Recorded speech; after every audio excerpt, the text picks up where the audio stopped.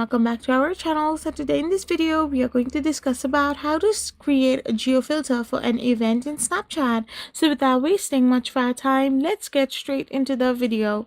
So for this you need a third-party tool or app like Canva. So simply tap open your particular app or tool, and once you do this, simply in the search template section tap in Snapchat website or like Snapchat geofilter. So once you do and type this in, you can find like different kind of templates. So simply choose one of the templates and customize the design. So after you have customized it, you need to download this in like PNG file, and the file should be under 300 KB. Now you need to submit this file to Snapchat.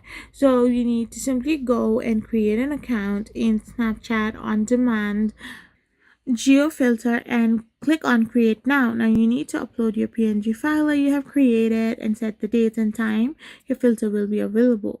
Now draw a geofence on the map to define the specific area where the filter will be active, such as your venue, and submit your geofilter for review.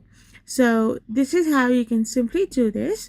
Now this allows you to pay some prices, but if you do it in some kind of promo codes or like online activities, then you can do it for free as well. I hope you found this video helpful, so don't forget to hit that subscribe button and to give us a thumbs up.